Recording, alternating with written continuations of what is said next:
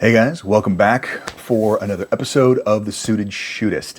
And I'm going to touch on something that if you've been in the concealed carry space for any amount of time, you're familiar with. And that is the dreaded box of holsters. Generally, when you hear this, for those who are unfamiliar, it is talking to newer people to help guide them to a holster selection that is going to keep them from the same kind of trial and error that a lot of us went through when we were getting our carry rigs dialed in. But here's a dirty little secret that I've kind of come to realize. The holster box is unavoidable. Here's why I say that. Now, the reason why you have a holster box is going to be very different. What we're trying to avoid is people that are spending, $20, $30, $50 on entry-level, poorly designed holsters to then finally understand the value of an $80 to $150 holster. And all you've done at that point is you've made the expensive thing more expensive in that learning curve. But here's why I say that the holster box is unavoidable, because pretty much for the last decade, I have been carrying appendix.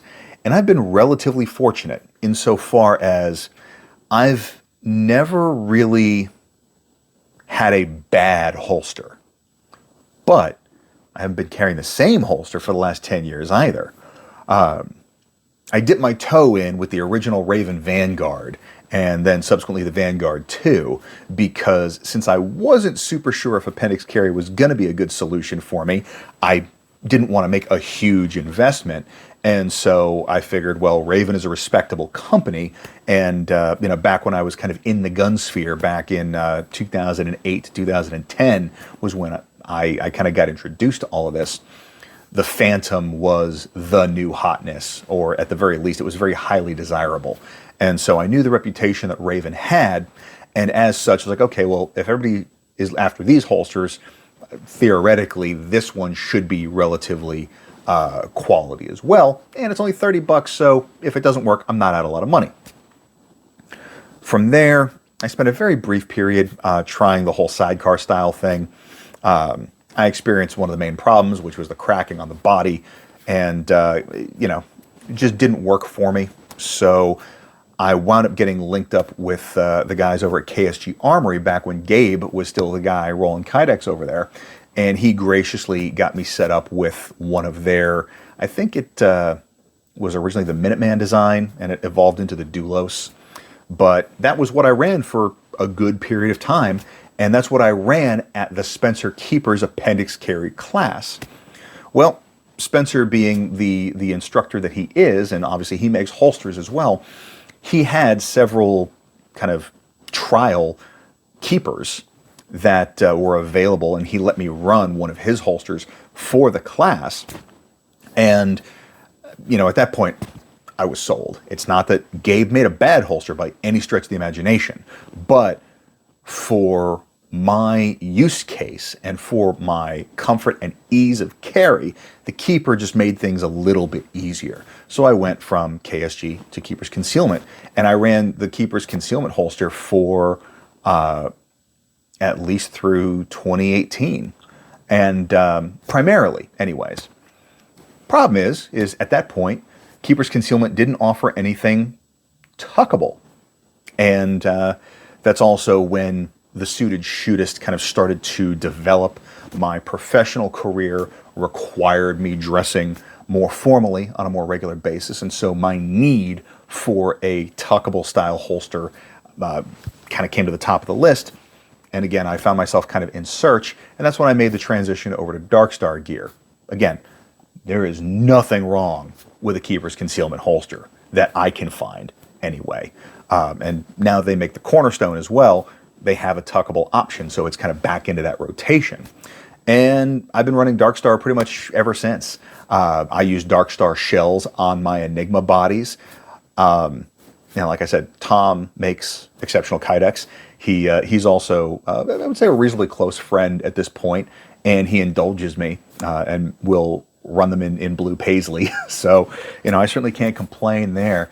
But I give you that history to highlight that you as a shooter, your needs and your wants are going to evolve over time, as is your sensitivity to certain things.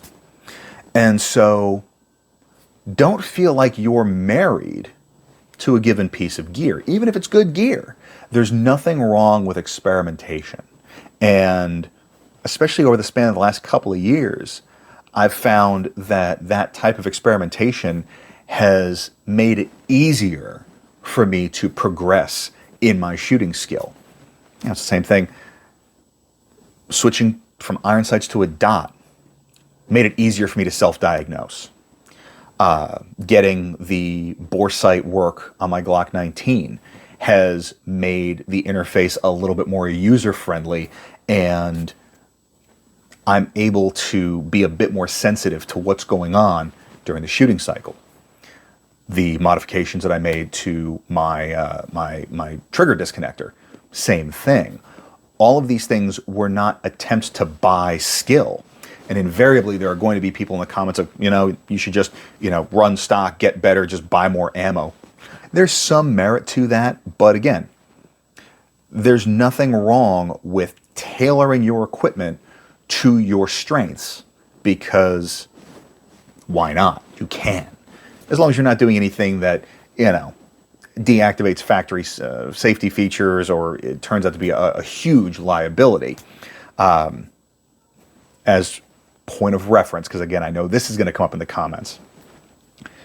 When I took Mag 40, which was admittedly like 6 years ago at this point, so my memory's not super fresh, but when Masad Ayub referenced modifications to firearms, the high level was, if there is an articulable modification to something that makes you a safer and or more accurate shooter, that's something that a capable defense attorney can easily address. Now, if you're doing some silly cosmetic shit that doesn't have any performance impact, but makes the optics of the shooting less palatable, don't do it. Again, this is paraphrased. You should take the class and hear directly from the source. But suffice to say, bring it back full circle. You can't really avoid the holster box. And it's not necessarily a mark of shame or failure. It's one of those things that it can serve as kind of a time capsule of who you are and who you were as a shooter and as a defensive practitioner. And I think that's relevant because your skill set evolves, your capabilities evolve, and subsequently your needs are going to evolve as well. So if you are starting out, understand that the gear that you start with is very likely not the gear that you're going to end up with, even 3 years from now.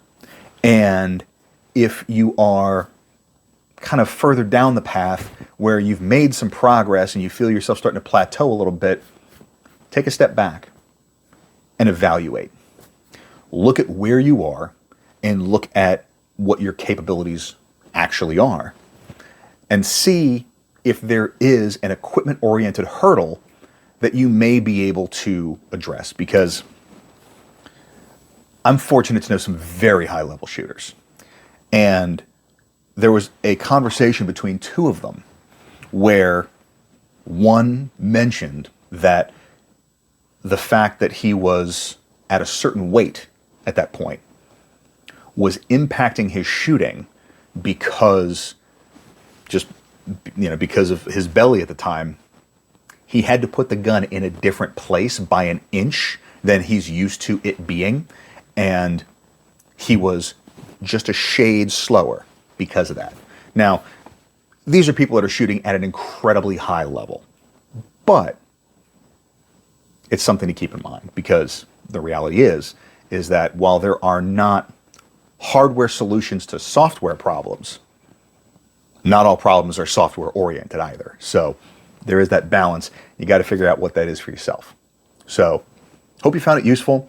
What holster configuration are you running right now? I want to hear about it down in the comments. And let's have some fun with it. Where'd you start and where are you now? Aside from that, hope everybody has a fantastic week. Stay dangerous and stay sharp.